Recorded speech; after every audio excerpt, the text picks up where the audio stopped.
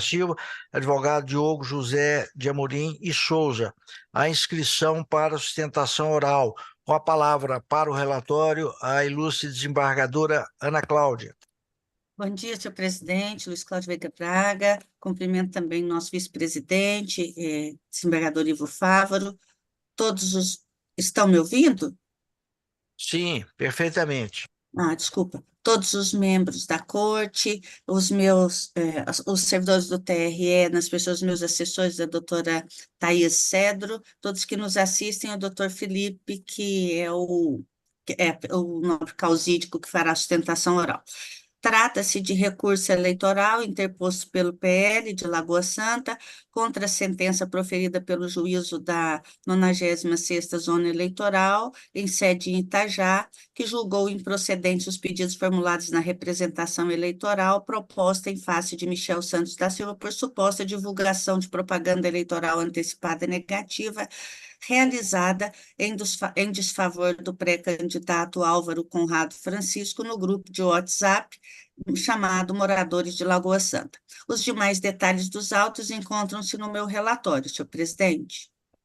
Pois não, com a palavra pelo prazo regimental, ilustre advogado.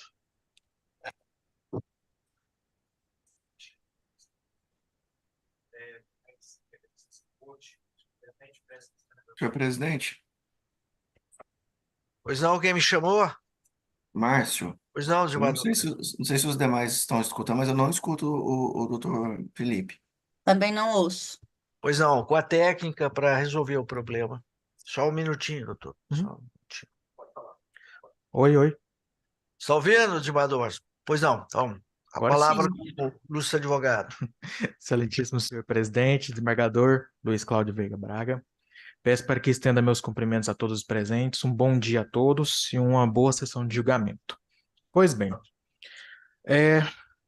trata-se aqui de um recurso contra a sentença que julgou improcedente, nesse caso, uma ação, uma representação eleitoral e por propaganda eleitoral antecipada negativa. O que é essa propaganda? É um vídeo que foi colocado num grupo local lá da cidade de Lagoa Santa, pelo representado recorrido Michel, que o vídeo fala o seguinte, eu não respeito, é uma música com a imagem do pré-candidato a prefeito Álvaro Conrado, falando, eu não respeito, ele castigou o povo, tem a cara de pau de esse ano vir de novo, barca furada, nesse eu não entro não, o povo tá cansado, vai mandar esse refrão, já perdeu, o povo não quer ladrão, o povo não quer mais não.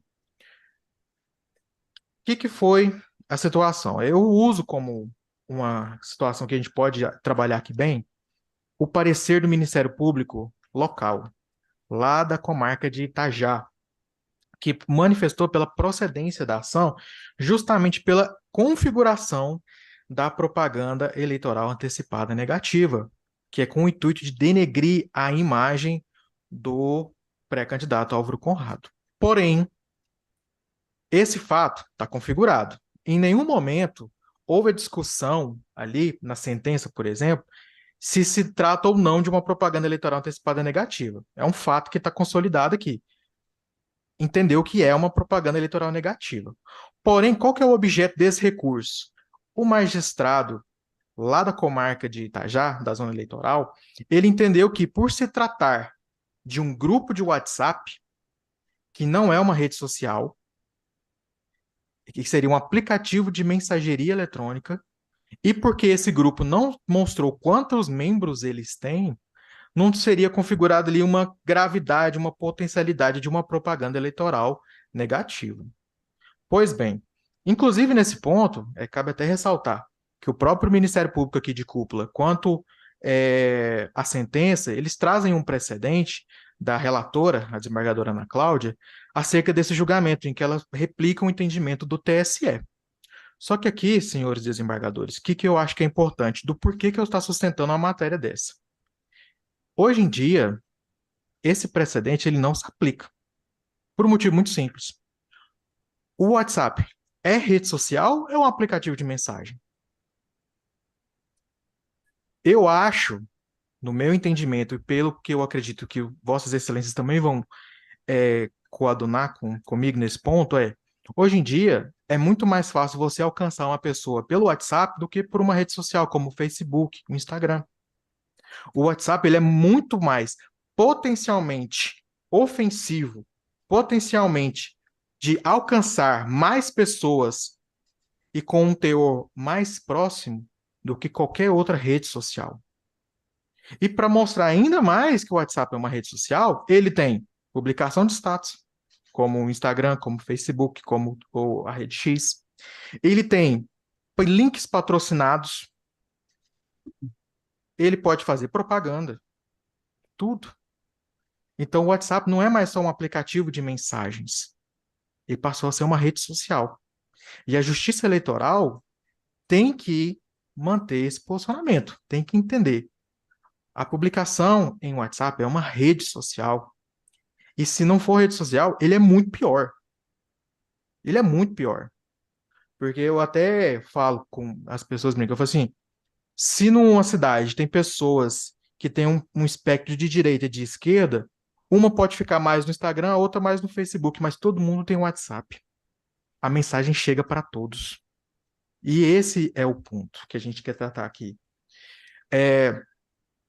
Foi apresentado no nosso recurso alguns entendimentos nesse ponto que não há na previsão da resolução e da lei eleitoral a essa questão da gravidade. A lei e a resolução diz que se você fizer a propaganda antes de 16 de agosto, com o pedido de não voto, com a ideia de macular, já está configurada a propaganda eleitoral antecipada negativa. Jurisprudência pacificada nesse ponto. Esse critério de que, não foi publicado em uma rede social, foi publicado no WhatsApp, isso daí tem que ser superado. A Justiça Eleitoral tem que combater. Por quê? Ele solta um vídeo desse na cidade. Lagoa Santa tem 2.000 habitantes. Lá você ganha uma eleição com 30 votos e você perde com 7. Então, como que a gente vai falar aqui de uma potencialidade se não for publicado na rede social? Para começar, vocês sabem qual que é a rede social mais usada em Lagoa Santa? Ninguém sabe. Mas o WhatsApp todo mundo tem. Esse é o ponto que eu quero deixar claro para vocês. Numa cidade pequena como Lagoa Santa, lá no final do estado de Goiás, divisa com Mato Grosso do Sul, dizer que chamar um pré-candidato de ladrão, falar que não vai vir de novo, não, que já perdeu, e falar, não, só porque o WhatsApp não está configurado uma propaganda, não. A Justiça Eleitoral ela tem que ser combativa. Nós tomamos a nossa iniciativa de enfrentar essa ilegalidade. Então a Justiça Eleitoral tem que responder à altura também. Tem que mostrar que o WhatsApp, que eleição, que rede social, que independente de onde seja, se você ofende alguém, se você pede voto antes do período, se você pede não voto antes do período, isso tem que ser punido. Isso não é sanha acusatória, sanha sancionatória, não. Isso é ser justo. O cidadão que faz uma propaganda eleitoral negativa como essa, ele merece ser punido. Ele tem que ser punido para poder mostrar que a Justiça Eleitoral está de olho nessas condutas ilegais. E isso é o que nós trazemos aqui hoje. Então, senhor presidente, eu peço aqui o conhecimento e o provimento do recurso eleitoral interposto para reformar a sentença de primeiro grau, para julgar procedentes os pedidos iniciais. É o que você quer, senhor presidente? Pois não, está agradecido, doutor Felipe, com a palavra, a eminente relatora. Sim, senhor presidente, obrigada. Bom, inicialmente, como eu já tinha aqui mencionado, é preciso deixar claro que a recorrente ela se baseia em mensagens de WhatsApp do grupo, aspas, moradores de Lagoa Santa. O recurso é próprio, tempestivo. Nos autos, verifico nos autos que a demonstração da suposta propaganda eleitoral antecipada negativa ocorreu nesse aplicativo que eu acabei de mencionar. Acosto aqui de plano a decisão do colega de piso para a ciência dos pares. Assim, senhor presidente, independentemente de adentrar na análise meritória da suposta divulgação eleitoral negativa colacionada a esses autos e de todas as possíveis consequências para o debate eleitoral, a norma transcrita é explícita ao afastar a possibilidade de submissão das matérias enviadas em grupo de aplicação de mensagem, como é o caso do WhatsApp. É neste sentido o entendimento dessa Corte em sede de precedentes, argumentando da inexistência da propaganda. Acosto o julgado aqui da relatoria da desembargadora Amélia. Quanto à alegação da recorrente de que os precedentes utilizados se referem apenas à propaganda eleitoral positiva e que não seriam aplicáveis no caso, não merece prosperar, porque recentemente essa Corte julgou caso similar ao dos autos, cujo voto foi inclusive dessa relatora, também tratando da subsunção da mesma questão normativa em caso de propaganda eleitoral negativa. Acosto, inclusive, o voto de Clareza Solar, que foi aqui mencionado pelo nobre Causídico, que vai na linha, inclusive, do entendimento da ministra Rosa Weber, em julgado do TSE, que também está acostado no meu voto, e também cito o entendimento do eminente doutrinador José Jairo Gomes. Os participantes dos grupos de WhatsApp são livres para nele ingressarem e saírem a qualquer momento, ponderando justamente a afinidade que possuem com as questões políticas nele discutidas. São participantes de um grupo restrito, que não objetiva um público em geral. As mensagens nele enviadas são restritas a esse grupo, que aceita previamente participar do mesmo. Participa quem aceita o convite e permanece quem concorda com a rotina. Não existe imposição de obrigatoriedade. O WhatsApp não leva informações ao conhecimento público. Quanto à alegada falta de critério normativo para caracterizar a viralização da propaganda, verifica-se dos citados julgados que os tribunais têm tratado como condição excepcional apenas a circunstância na qual reste demonstrada a capacidade de disseminação pública irrestrita, a chamada viralização, com o condão de desequilibrar eventual pleito democrático, o que não foi demonstrado pela defesa aqui nos autos, não havendo assim que se falar em qualquer prejuízo à parte. Assim, não há como aplicar as regras de propaganda eleitoral com relação às mensagens propagadas nesse caso, em circunstância restrita aos participantes. Assim, acolhendo parecer ministerial, conheço e nego provimento ao recurso, mantendo a sentença em sua integralidade. É como voto, senhor presidente. Pois não, o voto da eminente relatora é no sentido de desprovimento do recurso. Com voto, desembargador Adenir. Obrigado, senhor presidente. Cumprimento Vossa Excelência, lhe desejo um bom dia. De igual forma, quero cumprimentar os demais integrantes desta corte, cumprimento ainda o digno Procurador Regional Eleitoral, cumprimento o doutor Felipe Neiva, advogado na tribuna deste tribunal, cumprimento ainda os demais servidores desta casa. Senhor presidente, com relação ao voto da eminente relatora, eu estou acompanhando. Contudo, eu acompanho com relação ao acervo probatório e o encaminhamento pela improcedência. Mas eu quero deixar aqui uma ressalva quanto à tese por ela apresentada, de que não poderíamos aplicar as regras de propaganda eleitoral com relação às mensagens propagadas no WhatsApp. Certo que a eminente relatora deixou com relação à circunstância de grupo de WhatsApp restrito, mas a gente tem que fazer aqui uma distinção ao avaliar esses grupos de WhatsApp que hoje, de fato, se disseminam e, assim, tem uma multiplicidade de formas. Então, eu vejo que há possibilidade, sim, de uso indevido dos meios de comunicação, inclusive no WhatsApp, em grupos, em status, há possibilidade de desinformação. O WhatsApp é predominantemente considerado um aplicativo de mensagens, embora tenha características que podem sobrepor as redes sociais. Então, senhor presidente, com relação exclusivamente à tese, eu quero deixar essa ressalva e a reflexão aos membros do colegiado também, que é algo que, de fato, será recorrente e inclusive tem outros casos chegando aqui. Então, a gente tem grupos de WhatsApp de 10 pessoas, de 15 pessoas, mas nós temos de 300, 400, 900, 1.000. Então, eu acho que, de fato, essa questão e esse pano de fundo aí, quanto a essas mensagens veiculadas no WhatsApp, é assunto que merece reflexão dessa corte. Então, eu entendo que há, sim, necessidade, se for o caso, de atuação dessa justiça especializada nesse conteúdo, senhor presidente. E como eu voto? Pois não, quer se manifestar, desembargadora Ana Cláudia, a respeito dessa ressalva feita pelo desembargador Ademir?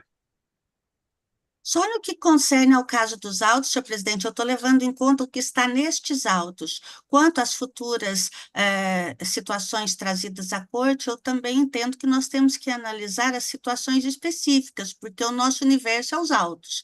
Então, nesse caso específico do meu voto, penso que resultou com clareza a análise, só neste sentido. Então, eu penso que se amanhã nós chegarmos a uma situação em que haja uma viralização negativa, com impacto para o pleito, nós teremos que ter uma atenção diferenciada, mas no caso dos autos, ficou bem determinado que a defesa não se desincumbiu da tarefa de demonstrar o grande prejuízo e o impacto que uma alegada viralização traria para o candidato ou para o pleito em si. Pois não, com voto, desembargadora Alessandra. Bom dia, presidente. Cumprimento Vossa Excelência. Em seu nome, quero cumprimentar todos os demais integrantes da Corte. Cumprimento ao nobre advogado que fez sustentação oral, seu nome os demais advogados que nos assistem, o nobre procurador regional eleitoral, servidores da casa. Quanto ao voto, eu acompanho a relatora, presidente, e também penso que eu acho que nós devemos analisar sempre as questões levantadas pelo doutor Ademir em caso a caso, né? Eu acho que é uma questão que merece mesmo uma apreciação de cada caso colocado aí, e que merece uma reflexão da corte, sim, a respeito do tema. Pois E não, como voto, presidente. pois não, está agradecido. Com voto, desembargador Carlos Augusto. Bom dia, presidente Veiga Braga, bom dia a todos. Cumprimento Vossa Excelência, cumprimento os eminentes pares, doutor Marcelo Santiago Wolff, a classe dos advogados, na pessoa do doutor Felipe Neiva, que ocupa a tribuna, os servidores da casa. Senhor presidente, para o caso trazido ao conhecimento da Corte, eu acompanho a eminente relatora. Pois não, com voto, desembargador Fávaro. Com a relatora, presidente. Pois não, com voto, desembargador Márcio Antônio. Bom dia, senhor presidente, bom dia a todos os meus pares. Cumprimento o doutor Felipe Neiva, na pessoa de sua excelência, cumprimento todos os advogados que nos acompanham, cumprimento o nosso digno procurador regional eleitoral, doutor Marcelo Santiago Wolff, aos servidores dessa casa, na pessoa da doutora Maria Selma, e todos os demais que nos acompanham. Senhor presidente, de fato, essa questão do WhatsApp ela é uma matéria que não é nova, porém ela será amplamente enfrentada aqui nessas eleições, como ocorreu na eleição passada, tendo visto seu grande potencial de influência no ato de comunicação. Tem aqui também algumas ressalvas de ordem pessoal, e aqui, como dito pelo Dr. Felipe Neiva em tribuna, que o WhatsApp ele é mais do que um sistema de mensagem, mas ele é uma rede social. Ele tecnicamente ele é considerado uma rede social, porém ela é uma rede social íntima. Daí porque ela só ocorre naquelas pessoas que possuem, primeiro, o aplicativo e, segundo, se ela for destinatária. A questão é que, independentemente disso, e como muito bem posto no voto de jurisprudência julgado por essa casa, no caso anterior, de relatoria da desembargadora Ana Cláudia, o WhatsApp, ele por regra, não é viralizado, ainda que o grupo tenha 300 pessoas. Nós já tivemos casos aqui para a eleição de 2020 e 2022, onde nós tínhamos grupo de 300 pessoas, porém, considerado o contingente de eleitores daquela municipalidade, ele se mostrava insignificante, daí porque nem poderia se comprovar que aquelas pessoas daquele grupo eram lá eleitores. Então, dadas essas circunstâncias, o número de per si não seria o valor significativo. Todavia, ressalvado o caso e aqui mencionado na ementa condutora do julgamento anterior, salvo o caso de comprovada viralização. porque nós temos situações onde, independente do grupo, nós temos a comprovação de disparos em massa através do aplicativo do WhatsApp. Então, independente da situação de grupo, nós temos o potencial desses spams de ser disseminado aí a uma infinidade de pessoas. Daí porque o grupo de per si não é o elemento limitador, embora indicativo. Que com certeza seremos tratados, isso caso a caso, como bem apontado pelo desembargador Adenir. Portanto, nesse caso, para mim, resta mais do que claro que não se trata ou pelo menos não se comprovado se foi, da viralização, ou potencial viralizador dessa mensagem, mas sim limitado a um grupo, e aqui ainda pequeno.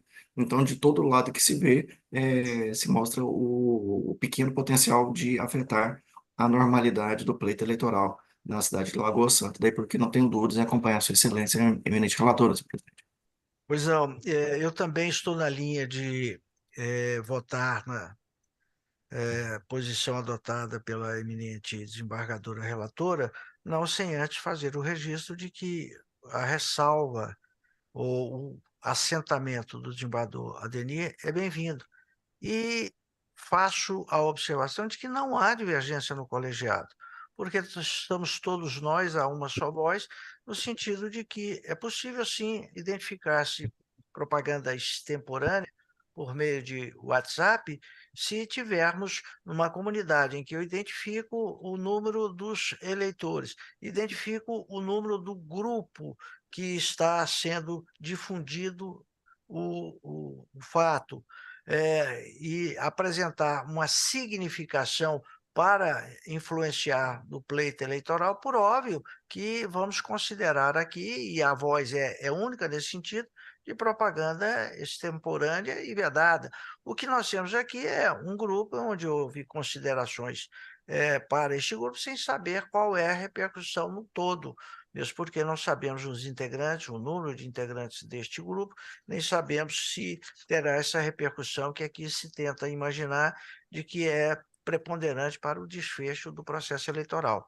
Com essas observações, que, como disse, é única no colegiado, eu acompanho o voto de Sua Excelência eminente relatora e declaro encerrado o julgamento na linha do voto que ela proferiu.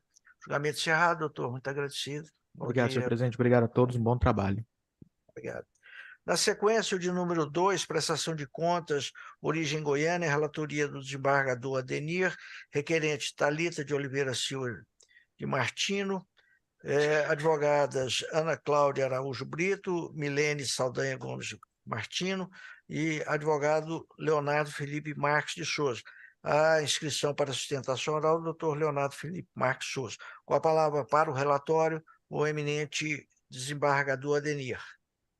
Obrigado, senhor presidente. Versam os autos sobre prestação de contas final da campanha de Thalita de Oliveira Silva Martins, candidata ao cargo de deputada federal nas eleições de 2022. Intimada para se manifestar sobre o relatório preliminar, a candidata apresentou prestação de contas retificadora e documentos nos IDs que aqui menciono.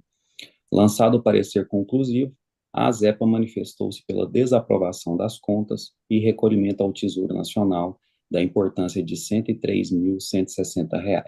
Com vista dos autos, o Procurador Regional Eleitoral apresentou manifestação em alinhamento com o parecer técnico. É o relatório, senhor presidente.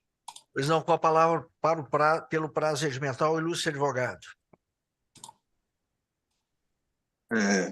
Bom dia a todos e a todas, bom dia em especial aqui ao nobre presidente desse colegiado, desembargador Luiz Cláudio Veiga Braga.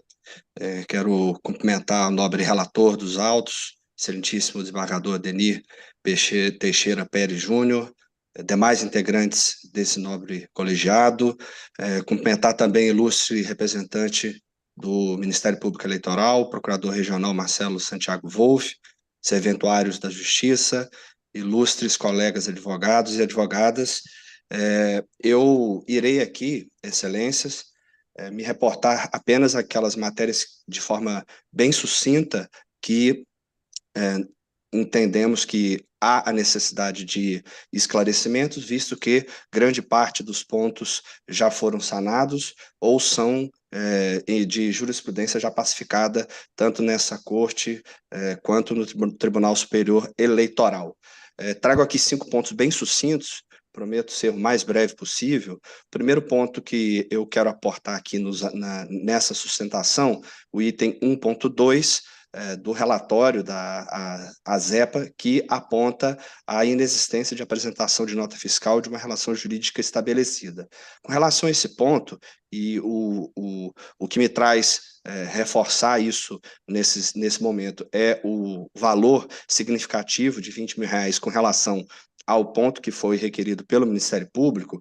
Em primeiro lugar, os gastos todos foram realizados nos termos da normativa que estabelece o Tribunal Superior Eleitoral no que diz respeito à contabilização de despesas de campanha. Além de ser inserido nos autos em tempo hábil, o documento correto, o documento que possibilita a análise da prestação de contas, não há aqui questionamento também com relação nem à idoneidade do que foi apontado nos autos e tampouco eventual inexistência da efetiva prestação de serviço. Então, no que diz respeito ao objeto da prestação de contas, foi plenamente cumprido pela prestadora e não há que se falar aqui nem em irregularidade, tampouco em devolução dos recursos ao erário, visto que a despesa foi realizada e foi dentro dos autos na forma da contabilidade. Segundo ponto, o item 4.1, demonstrado pela ASEPA, os recursos próprios aplicados em campanha superam o valor do patrimônio declarado por ocasião do registro de candidatura. Nota técnica que nós acostamos aos autos, ID 3767, 2463, segundo a própria Receita Federal, aqueles que em outras situações receberam rendimentos tributáveis sujeitos ao ajuste de declaração cuja soma tenha sido superior a R$ 28.559,70 estariam obrigados a prestar a declaração no exercício de 2022, ano calendário 2021, posto que a despesa apontada pela ASEPA é inferior a isso, não havendo então que se falar em doação do próprio candidato acima do limite permitido em lei. Item 6.14, também há a negativa no mesmo ID de conhecimento e relação jurídica estabelecida na nota fiscal no valor de R$ 259,69. Há, inclusive, outra nota fiscal já apontada, de número 62, no ID 374-62983, que realmente reporta o que foi contratado com a referida empresa. Então, a prestadora de contas, conforme já reforçou por algumas vezes, não reconhece essa despesa como tendo sido realizada pela própria durante o processo eleitoral. E, por fim, os últimos 2 pontos que, para nós, são os mais nevrálgicos, e eu trago aqui para Vossas Excelências a seguinte reflexão. O item 17.12, batimento quanto à divergência de valores pagos à mesma função ou atividade exercida por contratados. Na nota técnica, já foi apontado por essa prestadora as efetivas e pequenas diferenças. Por exemplo, dos 39 coordenadores regionais, apenas 4 foram remunerados com valores diferentes daquilo que é o padrão. E assim, os cabos eleitorais, de igual forma, o valor é muito insignificante. De qualquer forma, trago aqui 2 precedentes, um do nobre relator, da própria eleição de 2022, que fala: o apontamento técnico cingiu-se estritamente à diferenciação remuneratória para funções idênticas no âmbito. Todavia, entendo que, por se tratar de matéria não disciplinada pela legislação eleitoral, a definição de critérios remuneratórios do cabos eleitorais e colaboradores de campanha escapa à fiscalização dessa especializada e fica, portanto, à discricionariedade dos candidatos e candidatas na gestão de seus orçamentos de campanha. Mesmo precedente, em igual sentido, desembargadora Alessandra Gontijo, 060-2955, IF 28, também das eleições de 2022. Dito isso, trata-se aqui de apontamento que não demonstra irregularidade, até porque a tese apontada pela ASEPA fala de uma variação que diz respeito à contratação de um familiar do candidato que estaria acima, que estaria desproporcionalmente, de forma diferenciada com outros candidatos, outros funcionários que foram contratados pela campanha. Então, não se adequa ao presente caso. Peço aqui, então, a aplicação dos precedentes que ora apontamos. Por fim, quanto ao item 17 3722, batimento quanto à ausência, perdão, do registro de doação a outros candidatos. Aqui reforçamos também que não houve a doação apontada pela ZEPA. Aqui eu só quero destacar 2 pontos que estão presentes nos autos e ambos os pontos disponíveis à ZEPA antes da elaboração do seu relatório final. Nota técnica também no ID já apontado. A questão específica, excelências, a candidata prestadora de contas, ela é esposa de outro candidato que, inclusive, já teve suas contas aprovadas aqui em outro momento. Apontamos na nota técnica o demonstrativo do processo de prestação de contas. O segundo ponto, eu quero destacar aqui o ID 3767-2487, que é anterior a prestação anterior ao relatório final apresentado pela ASEPA. Foi realizado, de fato, materiais de campanha na mesma gráfica, no mesmo período, porém em candidatos diferentes, e ambas as relações jurídicas apontadas, demonstradas ao TRE de forma regular e as despesas realizadas de forma regular. Ocorre que, neste caso específico, conforme restou comprovado e admitida pela própria gráfica, na hora da composição do texto da nota fiscal, houve a escrituração na forma da descrição, como se os materiais tivessem sido feitos pela mesma nota fiscal.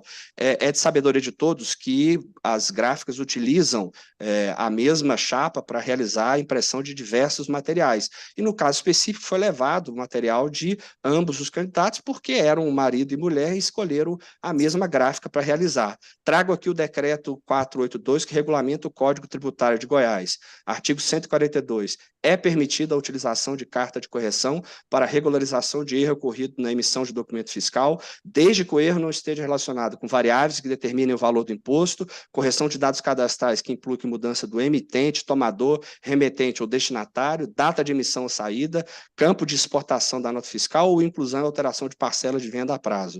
Nada disso foi afetado pela carta de correção, que foi devidamente realizada, inclusive já estava à disposição da ASEPA quando da emissão da nota fiscal, e um simples acesso à nota fiscal a partir da sua chave já comprovaria, já restaria isso esclarecido.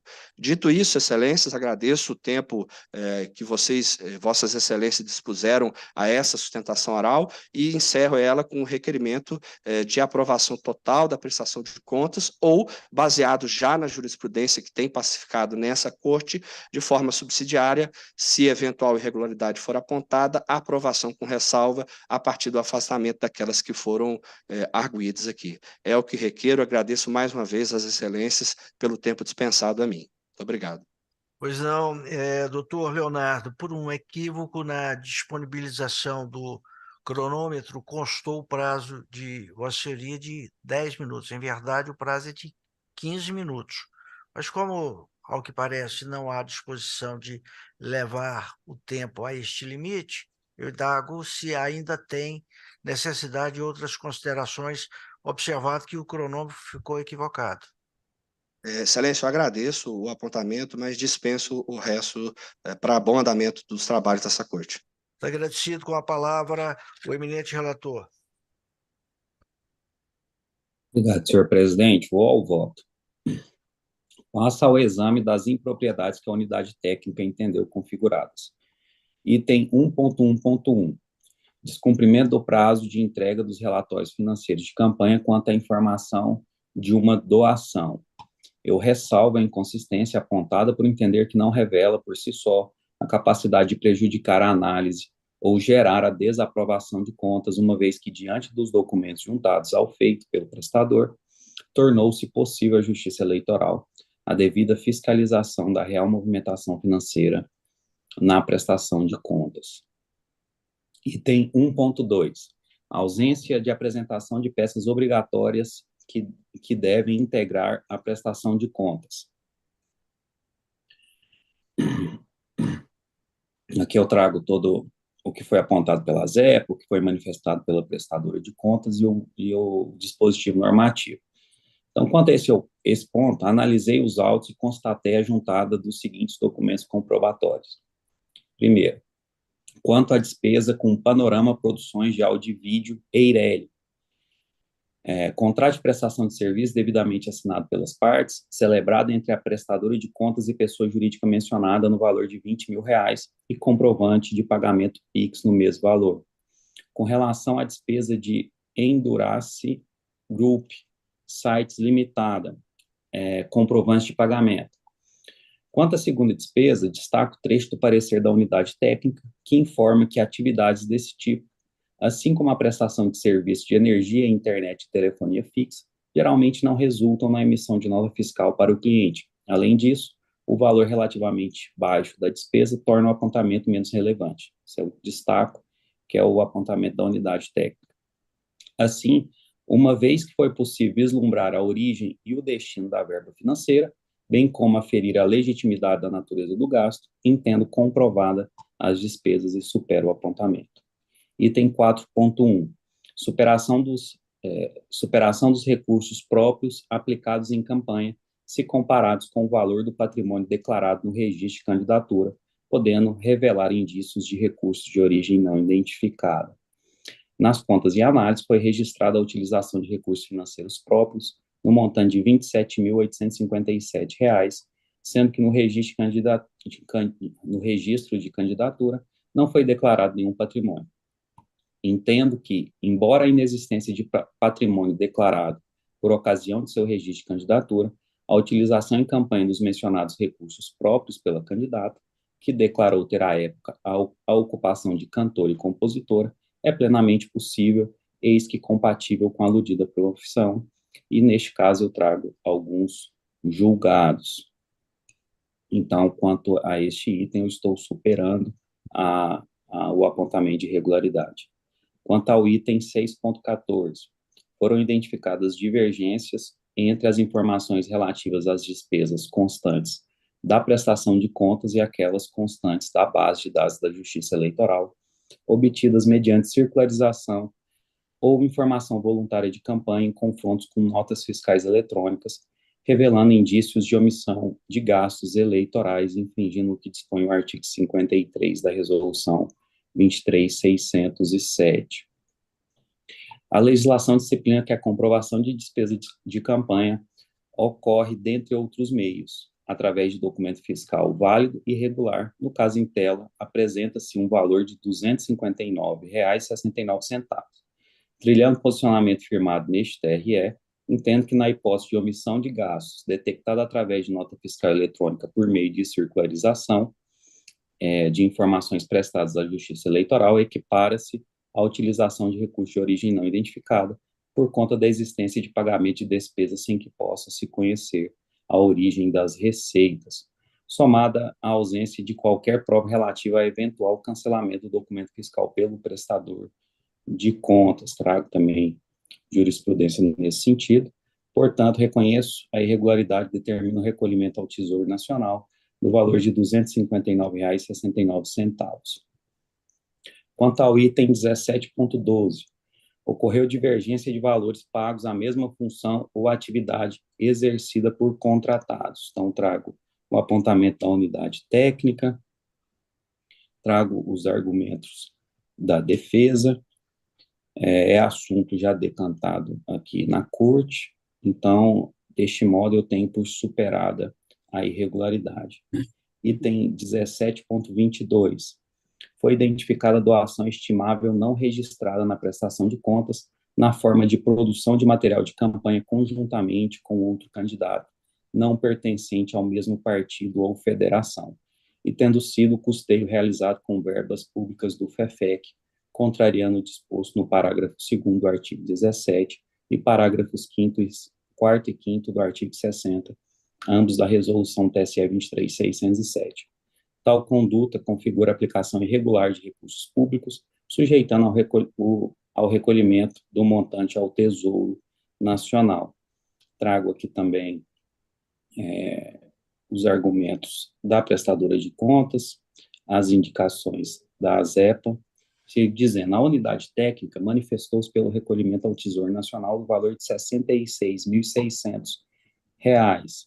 Pois bem, no caso em análise, houve a doação de recursos estimado em dinheiro no montante de R$ 66.600, conforme se vê a nota fiscal número 1393, efetuada pela prestadora de contas, então candidata pelo Partido Republicano da Ordem Social, para Tairone de Martim Gomes, candidato pelo Partido da Mulher Brasileira. Compulsando os autos, constatei que foram juntados uma declaração da emitente do documento fiscal ora questionado e uma carta de correção daquele documento. Quanto à citada declaração, entendo que, por ser documento privado produzido de modo unilateral pela parte, não tem força suficiente para afastar a presunção de veracidade do documento fiscal regularmente emitido e válido perante a respectiva fazenda pública.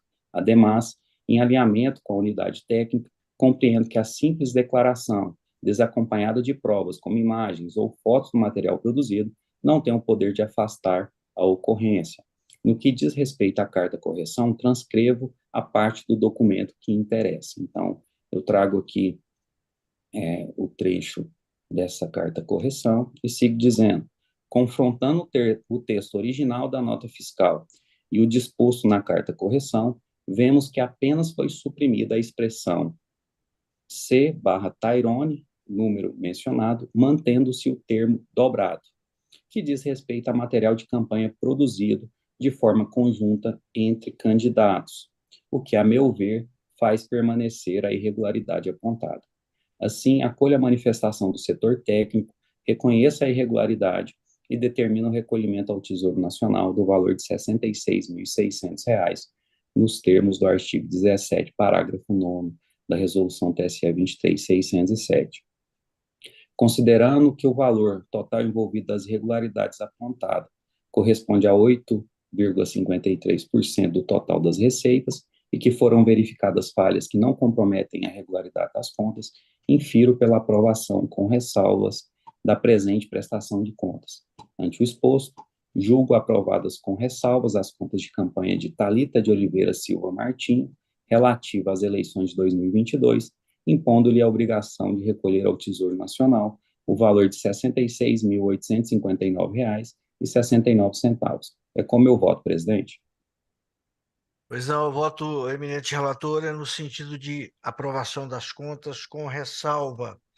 Como vota desembargadora Alessandra? Presidente, eu gostaria de ficar com vista desses autos apenas no tocante à última questão apontada para uma melhor análise. Pois não, vista a desembargadora Alessandra. Como vota o doutor Carlos Augusto? Aguardo o pedido de vista. Pois não, como vota desembargador Fávaro? Aguardo, presidente. Pois não, como vota desembargador Márcio? De igual forma, aguardo, presidente. Pois não, como vota desembargadora Ana Cláudia? Da mesma forma, presidente. Eu também aguardo o julgamento suspenso com vista à desembargadora Alessandra. Está agradecido, doutor. Não há mais Agradeço. pedido de sustentação oral. Na sequência, eu chamo o agravo interno na prestação de contas origem Goiânia, da relatoria do desembargador Fávaro. Vossa Excelência tem a palavra, desembargador Fávaro.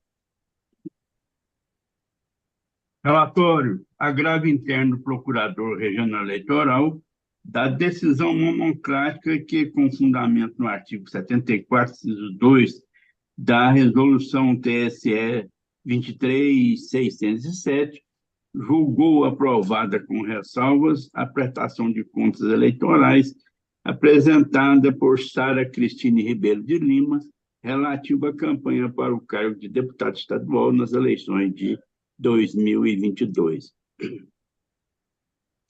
As ressalvas recaíram no descumprimento do prazo para a entrega dos relatórios financeiros de campanha, recebimento de doações e realização de gastos antes da data inicial de entrega das contas parciais e não informados à época, e na ausência de nota explicativa para apresentação de prestação de contas retificadoras.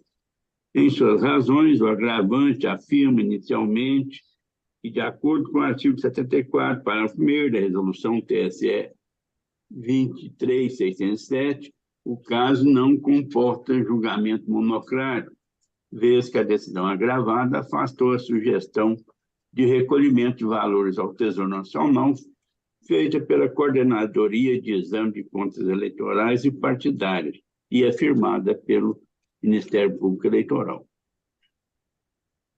No mérito, contesta o pronunciamento judicial na parte em que releva os apontamentos feitos pela unidade técnica nos itens 17, 19 e 18.3 do parecer conclusivo, sustentando que há superfaturamento no preço dos veículos locados pela candidata gravada, não consta dos autos pesquisa mercadológica que comprove a tese de que o sobrepreço seja decorrência do aquecimento do mercado durante o período eleitoral, há diferenciação relevante na remuneração do pessoal contratado para a mesma função. A justificativa de que a retribuição era conforme o retorno político e a complexidade do trabalho não veio respaldado por qualquer elemento de prova.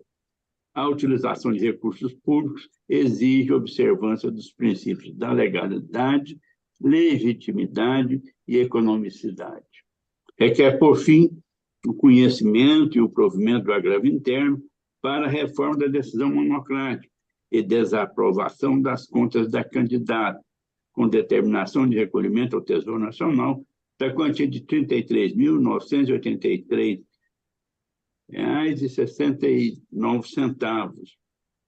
Apesar de intimada, a gravada não apresentou contra-razões ao recurso. É o relator, presidente. Pois não, Vossa Excelência continua com a palavra para o voto. Recurso próprio e tempestivo, conheço. Antes de entrar no mérito propriamente dito, analiso a questão prévia trazida pelo Procurador Regional Eleitoral, referente à alegação de que a decisão agravada ofendeu o princípio da colegialidade previsto no artigo 74, parágrafo 1º da Resolução TSE 23.607. Nesse particular, o agravante diz que, em virtude do parecer conclusivo do órgão técnico e da manifestação da Procuradoria do Ministério Público Eleitoral, terem convergido no sentido de desaprovar as contas e determinar o recolhimento de valores ao erário, a então relatora, desembargadora Amélia Martins, não poderia ter julgado aprovadas as contas por meio de decisão monocrática. Entendo, porém, que a interpretação do artigo 74 da Resolução não pode ser feita isoladamente, mas sim em conjunto com outras normas de natureza processual civil, também aplicáveis subsidiariamente no campo eleitoral.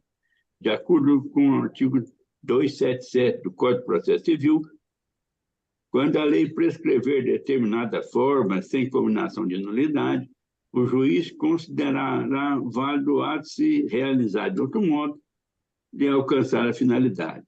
Importa dizer que somente se a lei determina certa forma um ato processual, sob pena de nulidade, é que sua invalidação poderá ser decretada pelo magistrado. A resolução TSE 23.607, ao permitir o julgamento monocrático apenas na hipótese de parecer da unidade técnica e do Ministério Público Eleitoral serem uníssonos no sentido de aprovação das contas, exemplificou uma condição favorável a essa espécie de julgamento, sem, contudo, limitar suas possibilidades, tanto que não houve imposição de nulidade em caso de desaprovação monocrática. Não há nulidade processual sem demonstração de prejuízo. No caso, a decisão agravada não causou danos ao agravante, nem à candidata agravada, tampouco aos demais interessados em fiscalizar as contas de campanha. Ademais, o julgamento monocrático, seja no caso de processo de competência originária dos tribunais ou recursos, não encontra óbice no regulamento processual civil e independe de requerimento de quaisquer das partes. Vem, em verdade, ao encontro do anseio social externado pelo legislador de prestação jurisdicional desembaraçada, na qual se observe a segurança jurídica, atendida à unicidade e uniformidade jurisprudencial. É, portanto, dever de julgamento do julgador. TRE agora, aí, de PCE 603, 1451, relatoria de Desembargadora Amélia Martins de Araújo. Esta questão já foi submetida à apreciação desta Corte em diversas oportunidades, reiteradamente rechaçada em julgamentos conduzidos pela relatora desembargadora Mônica César Moreno Senhorello e desembargador Juliano Taveira Bernardes. No mérito, valor de despesa com locação de veículo.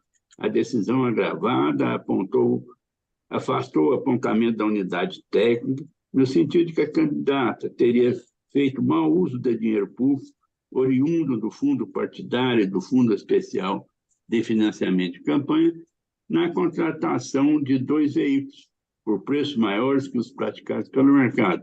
Por consequência, foi dispensado o recolhimento de qualquer valor ao Tesouro Nacional. O provimento monocrático ressaltou que todos os documentos exigidos para a comprovação das despesas foram apresentados pela candidata, que não houve impugnação às contas ou indício de fraudes e que a mera presunção, se desassociada de outras circunstâncias, não permite concluir a existência de algum tipo de fraude ou malversação. Nas razões recursais, o Procurador Regional Eleitoral alega que houve superfaturamento dos valores de contratos de locação dos veículos assinados pelo recorrido e que a tese que esse sobrepreço seria decorrência do aquecimento de mercado durante o período eleitoral não foi comprovado por meio de pesquisa mercadológica. Sobre a matéria, o artigo 60 da Resolução TSE 23.607 dispõe que a comprovação dos gastos eleitorais deve ser feita por meio de documento fiscal idôneo, podendo ser admitido o contrato com o mesmo recibo, se dispensada a emissão de nota fiscal na forma da legislação aplicada. Na prática, a agravanda contratou os seguintes veículos: Chevrolet Corsa, ano de fabricação 1998, placa KDW 6033, pelo período de 18/8/2022 a 2/10/2022, ao custo de R$ 5.000, como se nota do contrato de locação. E Honda City, ano de fabricação 2013, placa OE 7330, também pelo período de 18/8/2022 a 2/10/2022, e ao custo de R$ 5.000, contratação de locação e tal. As despesas foram quitadas por meio de 2 transferências bancárias feitas nos dias 16 e 19 de novembro de 2022, a partir das contas destinadas especificamente para a movimentação dos recursos provenientes do FEF, conta 1396.3, agência 3642 CEF, e do fundo partidário, conta 397-1, agência 3642 CEF, respectivamente, como se vê nos extratos bancários e nos recibos de comprovante de pagamento. Da análise do citado documento, concluo que os gastos em questão foram suficientemente comprovados, satisfazendo as exigências formais previstas no artigo 60 da Resolução 23.607 TSE. Verifico também que todos os valores envolvidos nas contratações questionadas transitaram pelas contas bancárias de campanha, confirmando a fidedignidade das informações. Quanto ao fato de os valores das contratações em encomenda estarem acima daqueles apresentados pela Coordenadoria de Exame de Contas como paradigma, é preciso destacar que, na hipótese dos autos, exatamente por se tratar de contrato oneroso de uso, a norma de regência não exige avaliação pelo preço de mercado ou comprovação da propriedade do bem utilizado. Nos termos do artigo 58 da Resolução 2367, as doações de bens ou as cessões temporárias de uso devem ser avaliadas com base nos preços praticados no mercado no momento de sua realização, confirmadas por instrumento de cessão e comprovante de propriedade de bem cedido, se tratar de bens cedidos temporariamente. Como dito, não é o caso dos autos. Nesse sentido, são os precedentes desta Corte: a não demonstração de conformidade do aluguel com os preços praticados no mercado e a falta de ofertas de critério de escolha do fornecimento de serviço não resultam por si só no reconhecimento do gasto como irregular. PCE 603.709/67, relatoria do desembargador Denis Teixeira Pérez Júnior. Documentos fiscais idôneos emitidos nos termos do caput do artigo 60 da Resolução TSE 67, sem a presença de indícios de fraude, são suficientes a demonstrar a regularidade de outros gastos de campanha, sendo desnecessário exigir-se provas adicionais. Os contratos onerosos de uso, locação, não se exige avaliação pelo preço de mercado, a comprovação de propriedade, julgamento conduzido pelo relator desembargador Juliano Taveira Bernardi. O entendimento sobre a desnecessidade de provas adicionais da conformidade com os preços praticados pelo mercado foi recentemente reafirmado pela Corte, julgado e emendado, que está no meu voto, me dispenso de ler. De qualquer modo, verifique que o valor definido pela candidata para os contratos de locação dos veículos em questão, fixados em R$ 5.000 por 45 dias de campanha, considerando incluir os custos com os motoristas, é razoável e abriga-se no âmbito da discrecionalidade que é conferida a candidatos e candidatos na gestão de suas próprias campanhas. E que pese a preocupação do SECEF com o bom uso dos recursos públicos, por não haver nos autos informações que contradigam os documentos trazidos pela gravada, tampouco impugnação às contas ou indícios de fraude, considero regular o uso das verbas públicas em relação às referidas locações de veículos. Por conseguinte, reafirmo não existir irregularidade neste item, não havendo que se falar em recolhimento de valores ao Tesouro Nacional. Valores pagos aos prestadores de serviços contratados com os cabos eleitorais, item 18.3. A decisão agravada não reconheceu a irregularidade apontada pela unidade técnica de que teria havido desproporção dos valores pagos com dinheiro público aos cabos eleitorais contratados, condição que a SECEP considerou antieconômica e propiciadora de devolução ao erário das parcelas correspondentes aos supostos sobrepreços. O provimento montocrático considerou que as documentações pertinentes às contratações de pessoal para a campanha foram devidamente apresentadas pela candidata gravada, documentos tais, e atenderam a exigências formais para a comprovação de despesas previstas no artigo 60 da Resolução TSE 23607. Com base no princípio da boa-fé objetiva, deliberou-se, por conseguinte, pela inexistência de fraude, dispensou-se o recolhimento de qualquer valor ao erário. Nas razões do agravo, o Procurador Regional Eleitoral sustenta que houve diferenciação não motivada na remuneração de pessoal contratado para funções idênticas e período equivalente. Ainda que a justificativa de que a retribuição era conforme o retorno político e a complexidade do trabalho não veio respaldada por qualquer elemento de prova, como o local em que o contratado trabalhava, tamanho do bairro, da cidade, responsabilidade, experiência, etc. O agravante alega, por fim, que não existe óbice para que a Justiça Eleitoral exerça controle sobre observante dos princípios norteadores da realização de despesas com recursos públicos, especialmente o da economicidade. Pois bem, a partir das informações contábeis dos autos, é possível ver que a candidata gravada declarou gastos totais no valor de R$ 39.976,70, com atividade de militância e mobilização de rua. Com cada um dos cabos eleitorais foi firmado contrato de prestação de serviços. Tais documentos foram juntados ao processo, acompanhados dos recibos de pagamento, dos valores estabelecidos, devidamente identificados com os CPF dos favorecidos e dos correspondentes comprovantes de pagamento via transferência bancária. Verifico também que nos contratos em referência consta expressamente a descrição das atividades a cargo do pessoal mobilizado, o período de vigência do acordo e a carga horária de serviço, além dos valores das remunerações ajustadas. Essas despesas foram quitadas com recursos das contas destinadas à movimentação do fundo partidário, conta tal, e do Fundo Especial de Financiamento de Campanha, conta tal, agência tal, como se nota nos extratos bancários.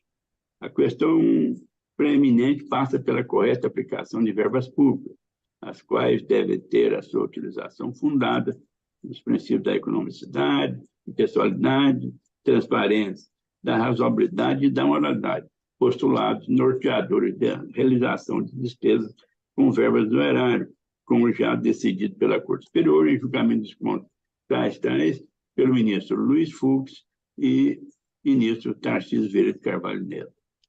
Ocorre que não há, em matéria eleitoral, qualquer previsão legal definindo parâmetros para a remuneração de coordenadores e de cabos eleitorais contratados a serviço das candidaturas.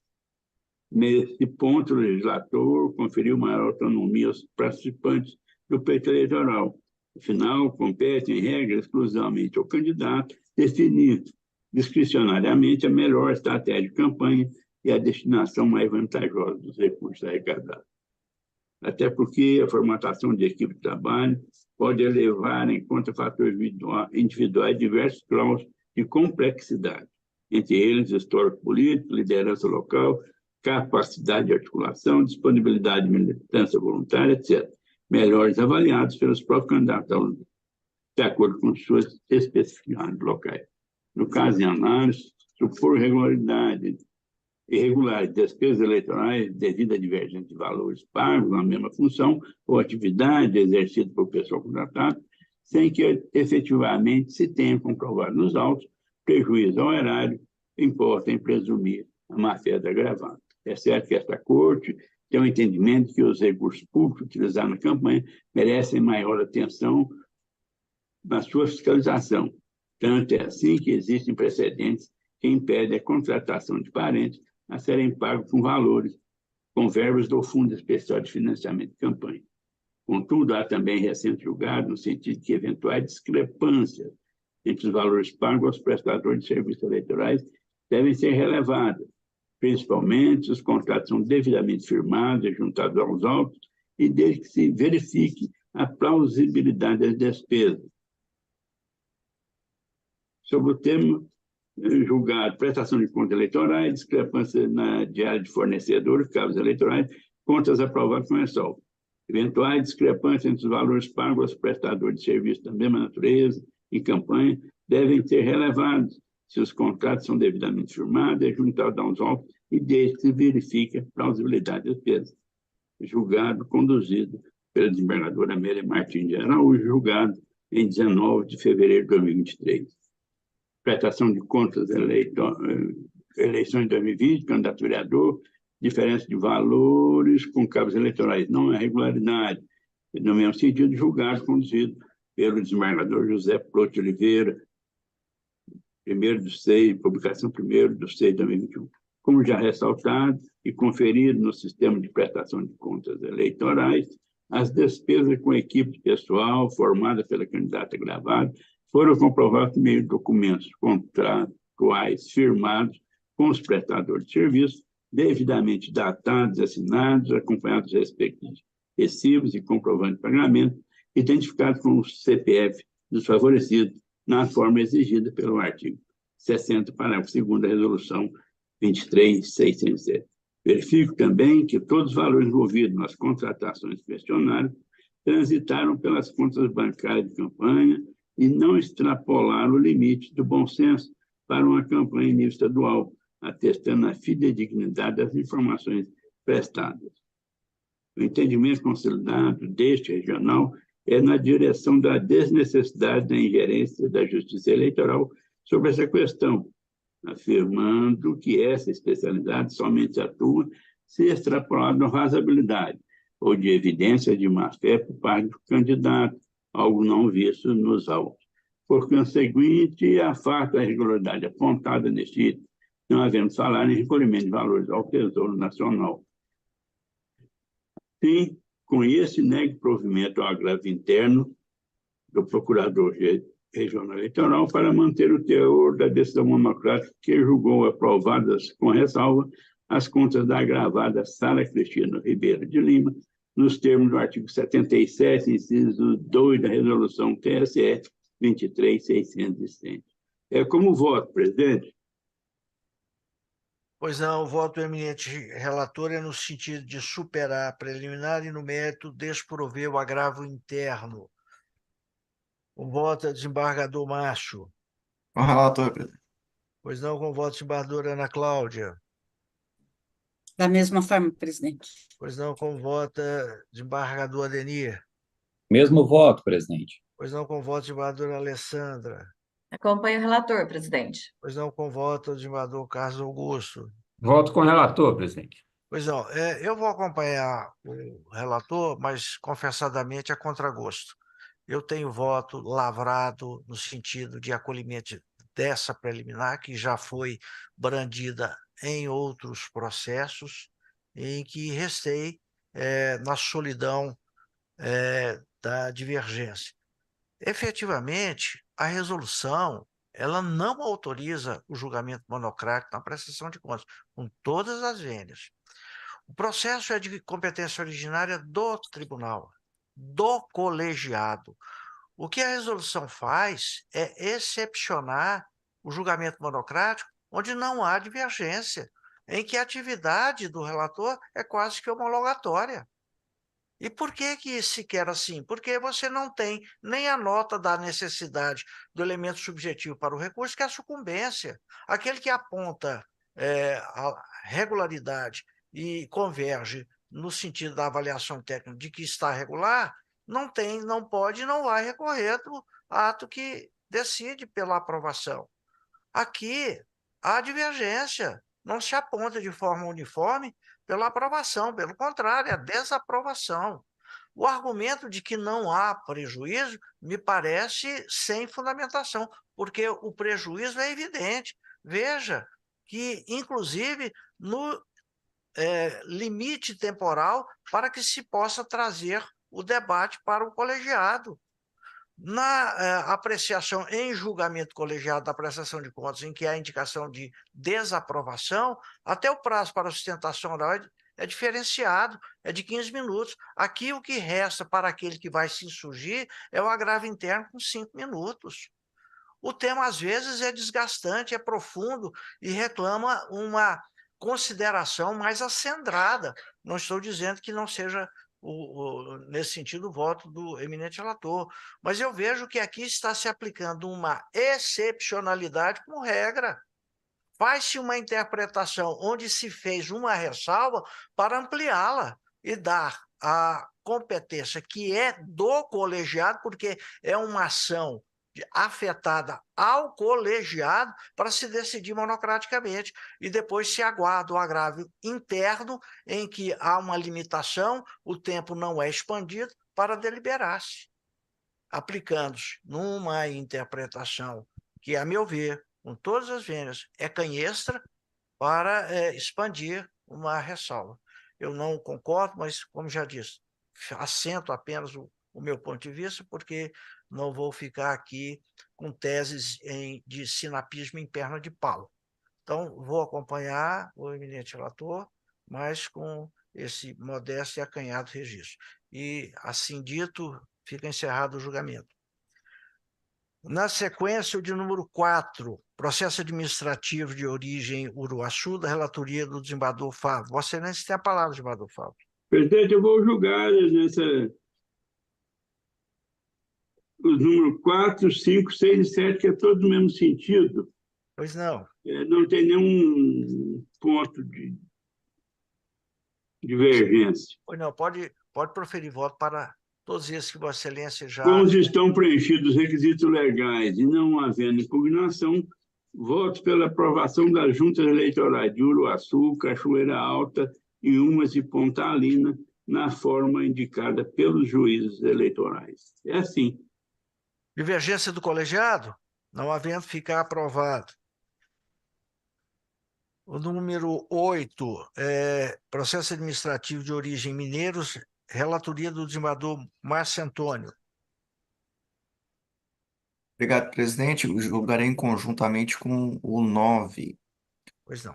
São também indicações de membro de junta eleitoral da 21ª Zona de Mineiros e na 80ª Zona de São Luís de Montes Belos, que após os trâmites legais e passou o edital sem qualquer apresentação de impugnação, e a Procuradoria optou pelo deferimento e estou seguindo na mesma linha, deferindo aos membros indicados às juntas eleitorais de Mineiros e São Luís de Montes Belos, senhor presidente. Pois não, divergência do colegiado, fica sendo este o resultado. De número 10, também relatoria de Vossa Excelência, origem cidade ocidental. Obrigado, senhor presidente. Quanto a este caso, diferentemente dos outros, existiu indicação do eleitor Yuri Espíndola Oliveira, o qual é ocupante de cargo em comissão, tendo o Ministério Público opinado pelo seu indeferimento e qual estou acompanhando. Então, eu estou deferindo parcialmente a junta indicada para aprovar os nomes de Tatiane Pinheiro e Damião Júnior, todavia indeferir a nomeação de Yuri Espíndola de Oliveira. Como voto? Divergência do colegiado. De número 11, processo administrativo de origem Itajá, relatoria da examinadora Ana Cláudia. Vossa Excelência tem a palavra. Presidente, eu posso julgar o 11º, 2º, 3º e 4º em conjunto. Fique à vontade, desembargadora. No caso, senhor presidente, trata-se de indicação de nomes para composição da junta eleitoral pela zona eleitoral de Itajá, de Santa Helena, de Goiânia, primeira zona, e de Rio Verde, analisando todas as exigências normativas pertinentes à matéria, eu defiro e aprovo a composição conforme obedientemente os juízes fizeram a determinação de Vossa Excelência. Divergência do colegiado, fica sendo este o resultado. Número 15, origem Pires do Rio, da relatoria do desembargador Adenir. Obrigado, presidente. Eu posso julgar o 15, o 16 e o 17 conjuntamente. Fique à vontade, desembargador. Obrigado, senhor presidente. Então, são 3 processos administrativos, todos eles de indicação para a composição de junta eleitoral. O procurador regional eleitoral manifestou-se pelo deferimento, então, de igual forma, cumpridos os requisitos, eu estou deferindo o pedido de indicação para a composição de junta eleitoral da zona eleitoral de Pires do Rio, Aparecida de Goiânia e Caldas Novas. É como eu voto, presidente. Pois não há divergência do colegiado, não havendo, fica sendo este o resultado. De número 18, processo administrativo, origem Novo Gama, relatoria da desembargadora Alessandra Gontijo. Vossa Excelência tem a palavra, desembargadora. Obrigada, presidente. Eu posso votar conjuntamente o 18, o 19 e o 20 da pauta. Fique à São vontade. todos de indicação de membros da junta eleitoral, sendo o primeiro da 4ª zona eleitoral, a 150ª, 30ª zona eleitoral e a 150ª, 46ª zona eleitoral. Fazem o pedido de homologação de indicação de membros da componentes das turmas, das juntas, não havendo nenhuma irregularidade, obedecidos todos os regramentos legais, bem como com a manifestação favorável do Procurador Regional Eleitoral. Meu voto é no sentido de homologar todas as indicações, senhor presidente. Pois não, divergência do colegiado, não havendo, fica sendo este o resultado. Processo administrativo com origem São Domingos, relatoria do desembargador Carlos Augusto. Vossa Excelência tem a palavra, desembargador. Senhor presidente, eu tenho condições de julgar os números 21, 22 e 23 simultaneamente. Pois não, fique à vontade. São processos oriundos do juízo da 47ª Zona Eleitoral de São Domingos, 145ª Zona Eleitoral de Aparecida de Goiânia e 133ª Zona Eleitoral de Goiânia. Em todos os processos, senhor presidente, houve publicação do nome dos eleitores indicados para compor a junta eleitoral, não houve registro de impugnação e o Ministério Público, exercendo a sua função de controle, não viu óbice na composição. De modo que eu estou, em face disso, aprovando os nomes indicados pelos juízos mencionados. Divergência do colegiado, não havendo, fica sendo este o resultado. Processos pautados esgotaram. Agora, na parte administrativa, eu estou submetendo ao colegiado, e foi feito com distribuição antecedente, uma proposta de alteração regimental. Por que esta matéria eu estou trazendo também com certas mágoas e ressentimentos? Não precisaria fazê-lo, me parece absolutamente desnecessário. Mas aqui eu vou explicitar o óbvio. O que está ocorrendo no âmbito da Justiça Eleitoral aqui em Goiás. Nos períodos que não são de plantão obrigatório, instituído próximo do pleito eleitoral, os juízes, ou especificamente uma juíza, se nega a apreciar medidas de urgência, com o prosaico argumento de que não há plantão na Justiça Eleitoral, salvo no período do processo de votação do processo eleitoral já deflagrado. Isso é incompreensível. Juiz é juiz todos os dias, todas as horas, todos os momentos.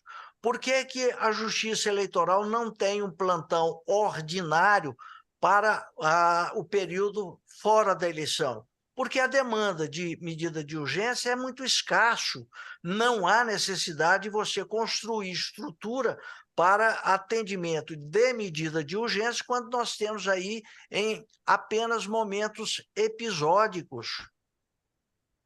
O que a juíza fez, a juíza de Aparecida de Goiânia, numa medida de urgência a ela distribuída, ela se negou a despachar. Eu, lamentavelmente, só fui comunicado do fato depois de transposto o momento. Ela se negou dizendo que não tem plantão na Justiça Eleitoral, que ela entraria em gozo de férias e que ela não despacharia. Ora, onde não há o plantão construído para fora dos períodos eleitorais, o juiz natural do processo, o juiz afetado para o processo, cabe a ele apreciar as medidas de urgência. Não há nenhuma dificuldade em compreensão desta temática. E veja que não há aqui no tribunal plantão também. E ocorreu na semana passada um caso similar de medida de urgência, distribuída à desembargadora Ana Cláudia. Estava de férias, no seu lugar atuando o desembargador substituto Brusolin. Ele prontamente despachou e apreciou e deu a decisão que ele achava confortável. Aqui era um outro caso de medida de urgência apresentada, salvo engano, no sábado ou no domingo. A juíza se negou a apreciar. Eu não preciso dizer isso aqui, juiz não é burocrata de cartório para bater carimbo. Juiz não atua como servidor público com horário pré-determinado, das 8 ao meio-dia e das 2 às 4, e não trabalha sábado, domingo, feriado, dia santo. Como é que fica o cidadão que fica desprotegido com a necessidade de uma medida de urgência? Vou aguardar a juíza voltar das suas férias para enfrentar a matéria? Isso é inconcebível, isso é descabido, isso escancara a sociedade à desproteção. Para cuidar e explicitar que o juiz tem que atuar nas medidas de urgência fora do expediente normal, é o que eu estou propondo essa emenda regimental com o seguinte teor. Artigo 165-A. As medidas urgentes distribuídas após o horário de expediente normal de trabalho, inclusive nos finais de semana e feriados, ficarão afetadas ao juiz natural da causa ou ao seu substituto, conforme o caso, para a respectiva apreciação, decisão, salvo nos períodos de plantões eleitorais obrigatórios estabelecidos no calendário eleitoral oficial. Porque, a não ser assim, eu vou lidar com revoada de pássaros. Os juízes não querem despachar. Reconheço, uma minoria odiosa da minha parte. Porque juiz que nega jurisdição em medida em tutela de urgência, para mim não serve. Para mim não serve. Vá trabalhar em cartório com horário pré-determinado. Largue a magistratura.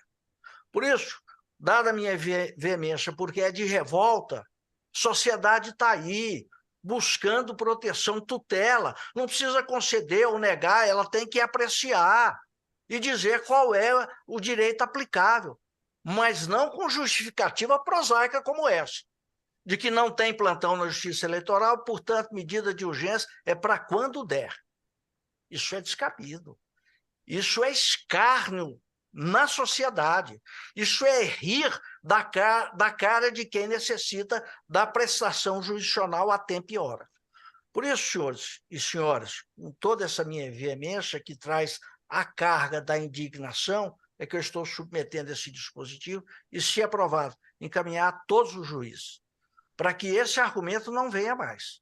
Porque se eu tivesse sido comunicado, tivesse acionado a juíza e ela se recusasse, a questão tomaria outro gigantismo, porque seriam adotadas providências contra ela. Porque é inconcebível isso.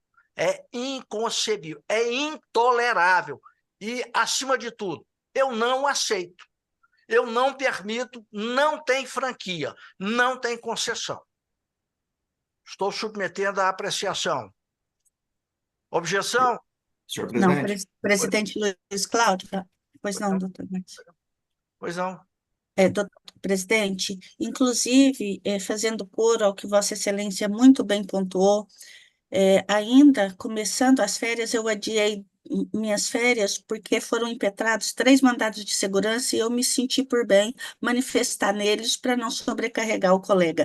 Gostaria de fazer esse registro, dizer que Vossa Excelência, de minha parte, tem total apoio, que eu acho lamentáveis essas ocorrências. Nós estamos aqui para servir a sociedade, que espera de nós uma atuação honesta, que justifique nós termos essa envergadura, essa respeitabilidade, e nós deveremos trabalhar com afinco para que a jurisdição se faça, entregue da forma mais honesta e mais rápida possível. O senhor tem todo o meu apoio. Pois não. senhor presidente, Pois não, estimado Márcio. primeiramente, cumprimentar e parabenizar Vossa Excelência por muitas vezes ter que falar o óbvio, né? Darcy Ribeiro, em seu discurso memorável sobre o óbvio, demonstra como isso é importante, muitas vezes falar o óbvio, né? Que muitas vezes não é visto.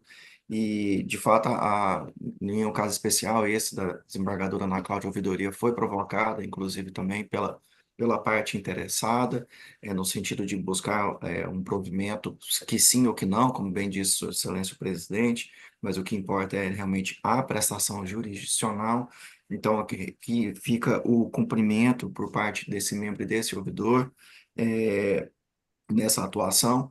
Senhor presidente, enquanto a proposta da minuta tem minha total aprovação, todavia, senhor presidente, com sugestão de uma realocação topográfica do artigo aqui mencionado, que o artigo 165, e aqui a proposta é do 165A, 165 trata dos custos do processo, que são de feitos eleitorais, ao passo que 164 trata dos prazos processuais, inclusive quanto ao calendário eleitoral. Daí porque fica a sugestão de readequação do artigo 165A para 164A, dada a topografia mais pertinente em minha limitada visão, senhor presidente. E no tocante a outro artigo, gostaria de, após as considerações de Vossa Excelência quanto a essa sugestão de mudança topográfica, eu queria fazer uma observação quanto ao artigo 2º também, senhor presidente. Sim, pois não, artigo 14, parágrafo 2º. É isso? Isso, presidente, mas eu gostaria primeiro caso Vossa Excelência permita, eu já avanço para o Sim, segundo, mas caso Vossa Excelência prefira, falar. foquemos no primeiro quanto à sua alteração topográfica. O artigo Pode ficar à 2º, senhor vontade. presidente, o artigo 2º, senhor presidente, trata da revogação do parágrafo 2º do artigo 14 da resolução. Acho de bom tom, dada vista que ele tratava quanto ao voto de qualidade atribuído à presidência, a qual foi rechaçado pela colegialidade. Todavia, a sua mens lege eu entendo como válida, que é a prevalência do benefício ao paciente de um habeas corpus quando ocorrer empate em julgamento. Nós temos aqui, podemos ter a possibilidade de um julgamento em HC com 6 membros, ou outro número par. Daí porque no empate entendo que é válido a prevalência da concessão da ordem, tal como proposto na redação, na intenção da redação. Daí porque ela poderia se transformar no parágrafo único do artigo 74, que trata sobre, tem por capítulo justamente o habeas corpus. Então, manteria-se a situação de empate em benefício ao paciente no artigo 2º, em outra localidade, e o artigo 1º, que trata do 65A para o 164A. São as considerações, senhor presidente. Desembargador Márcio, duas questões. O que faz aqui é tirar o voto de qualidade que está no dispositivo. A questão do empate e o benefício ao paciente tem lei própria. Já foi editado mês passado, ou mês retrasado, uma norma já dispondo, no caso de empate no julgamento de habeas corpus, prevalece a solução concessiva ao paciente, tem lei específica. E aqui, no que Vossa Excelência aplica, que está fazendo a ressalva, é só para tirar o voto de qualidade, que não tem sentido mais. Hoje o presidente vota em todos os julgamentos. E com relação a habeas corpus, a lei própria. O governo federal, a iniciativa do Executivo, fez passar norma que tem a previsão expressa. Não haveria necessidade de trazer para o âmbito do regimento. E aqui eu teria que amputar o dispositivo, porque eu afastaria o voto de qualidade e manteria a redação no que pertine ao habeas corpus. E para o habeas corpus, como eu estou afirmando, a norma específica. Então é só por isso. Agora, com relação à relocação do 165A, não vejo nenhuma dificuldade. Por que que ficou uma questão assim, um tanto quanto acanhada?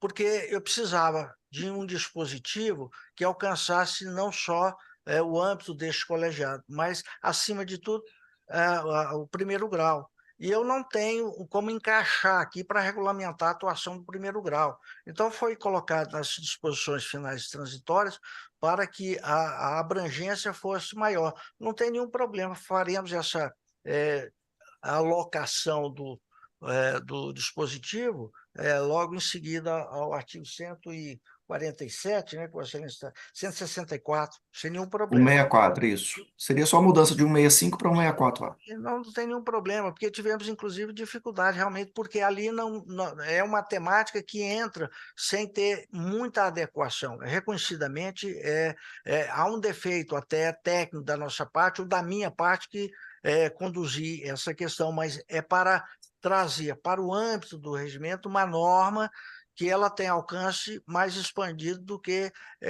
regulamentação de atividade doméstica, mas alcançando especificamente os magistrados, porque no âmbito do tribunal, efetivamente, não se dá este problema. Este problema está sendo identificado no primeiro grau. Sócrates dizia que enquanto todos dormem, a justiça vela. Faço a ressalva a Sócrates, salvo alguns juízes eleitorais, que para eles, dormiu, tem que dormir mesmo e não enfrentar questões de urgência que são trazidas para a jurisdição. Lamentável, lamentável. Algum outro comentário, alguma outra observação? Uma vez mais, parabenizando Sua Excelência, e uma correção que eu falei que foi a parte que me provocou, foi a Ordem dos Advogados do Brasil, apenas essa correção. Mas, de toda forma, fica aqui a parabenização a Vossa Excelência, presidente. Agradecido. Pois não, doutor Wolff. Senhor presidente, eu parabenizo Vossa Excelência, cumprimento os demais membros da Corte. É uma questão realmente importante, né? Porque a prestação da jurisdição, ainda mais jurisdição eleitoral, ela tem que ser pronta, né? Porque senão ela se torna ineficaz. E eu acho que foi muito importante Vossa Excelência ter feito a explicação, né, a justificativa para a criação dessa norma, para que ninguém diga que esse comportamento se torne ilícito a partir de hoje, porque já era ilícito antes, né?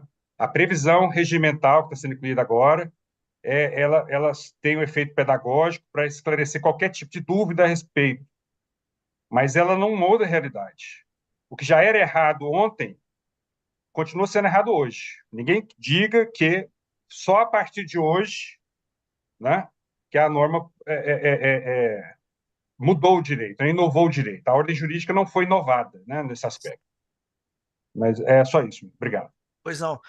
Desembargador Márcio, apenas para não deixar que o que eu disse fique no vazio, é a Lei 14.836 de 24, que determina a proclamação imediata de decisão mais favorável ao réu no caso do julgamento acabar empatado nos tribunais. A medida vale mesmo para julgamento que tenha ocorrido sem a totalidade dos integrantes do colegiado. A lei também permite a expedição de habeas corpus de ofício. Não houve vetos presidenciais ao texto e a lei está consagrada desde 60 dias passados. Mas é isso aí, tá bom? Muito agradecido, a solidariedade do colegiado sempre me é muito cara e sempre procuro trazer a ele, colegiado, a divisão da responsabilidade, porque estou aqui por obra e graça do colegiado e sou nada mais, nada menos do que vassalo dele. Eu agradeço e temos encontro marcado às 16 horas. Muito obrigado. Mais tarde. Bom dia. Doutor Marcelo, bom dia, não cumprimentei, desculpa.